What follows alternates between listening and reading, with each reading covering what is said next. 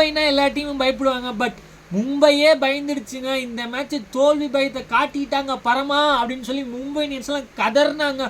15 ஓவருக்கு சூரியகுமார் யாதவ் டைம் எடுப்பார், strategy time எடுப்பாங்க. அதுக்கப்புறம் பும்ராட்ட கொடுப்பாங்க. பும்ரா விக்கெட் எடுத்து கொடுத்தாருங்க. மேட்ச் எங்கே போச்சு? ஒரே ஒரு கேட்சை பிடிச்சிருந்தா மேட்ச் மாறிக்குங்க. எஸ், ரோஹித் சர்மா அவருக்கு 3 சான்ஸ் கொடுத்தாங்கங்க. கோட்ஸி கையில் இருந்ததை விட்டார், குஷால் மெண்டிஸ் விட்டார். ஆமாங்க, அந்த கேட்சை பிடிச்சிருந்தா அவங்க 200 அடிச்சிருக்கலாம், இல்லை 150 அடிச்சிருக்கலாம். பட் 230 அடிக்கிறதுக்கும் கஷ்டமாக இருந்துக்குங்க. அதுக்கு தாங்க சொல்கிறேன், ஃபீல்டிங் ரொம்ப ரொம்ப ரொம்ப இம்பார்ட்டன்ட். அதாவது ஜிடி வெளியே போவாங்கன்னு சொல்லி தான் யாருமே நம்பியிருக்க மாட்டாங்க.